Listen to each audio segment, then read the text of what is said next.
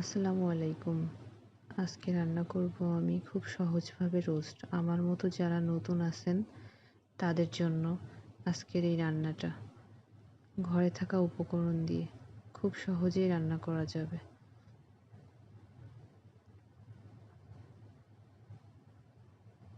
আমার রান্না করতে যে মশলাগুলো লাগবে: রসুন, পেঁয়াজ বেরেস্তা আছে, দারচিনি, এলাচ, লবঙ্গ, আর আছে কাঠবাদাম এবং কাজু একসাথে। আরও আমার এখানে লাগবে জয়ফল, জয়িত্রী এবং গোলমরিচ। আমি এগুলা সব কিছু একসাথে ব্লেন্ড করে নেব। প্রথমে তেলে আমি পেঁয়াজটা বেরেস্তা করে নেব সুন্দর করে। পেঁয়াজের ভিতরে আমি একটু চিনি দিয়ে দেব যাতে পেঁয়াজের বেরেস্তাটা সুন্দর ক্রিস্পি হয়।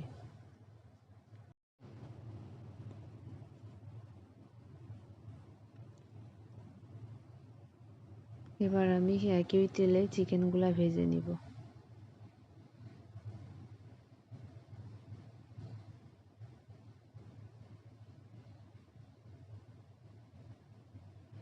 এটা চাইলে নাও ভাজতে পারেন, বাট আমার কাছে মনে হয় রোস্টটা একটু চিকেন ভেজে নিলে ভালো হয়।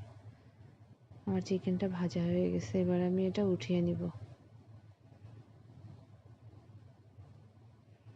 এবার আমি দারচিনি এবং লবঙ্গ ফোড়নে দিয়ে দেব।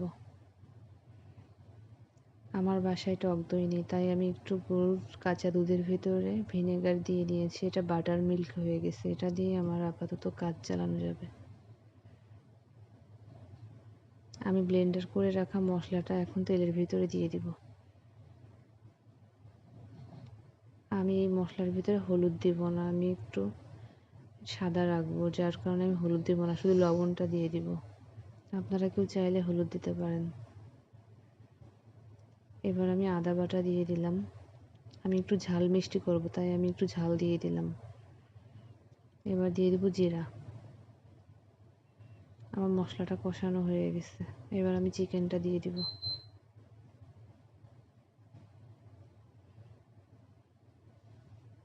নেড়ে চেড়ে মিশিয়ে নিব।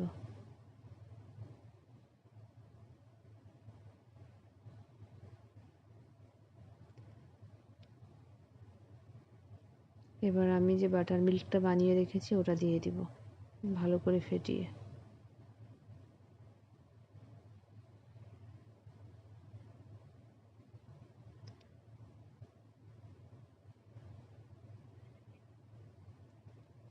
রান্নাটা খুব স্লো জালে রান্না করতে হবে। এবার আমি দিয়ে দেবো একটু চিনি।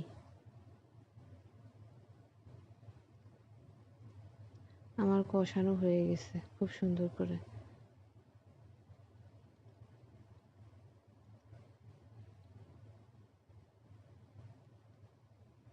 কালারটা দেখুন কত সুন্দর হয়েছে।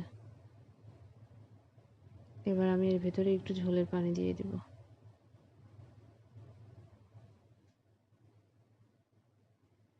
ঢাকা দিয়ে দিব।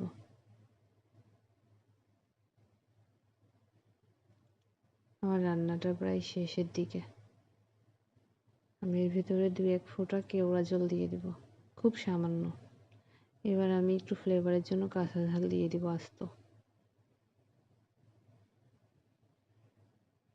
আমার রান্নাটা শেষ। এবার আমি শেষ মুহূর্তে একটু বাটার দিয়ে দিব, খুব অল্প পরিমাণেই দিব।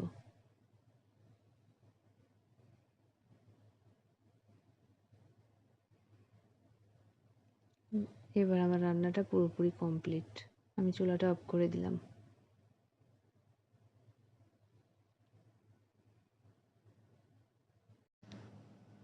আমার রোস্টটা রেডি, গরম গরম পোলাওয়ের সাথে খাওয়ার জন্য। আপনারাও একবার চেষ্টা করে দেখবেন, একদম সহজেই, অনেক সুন্দর। ধন্যবাদ সবাইকে। আসসালামু আলাইকুম।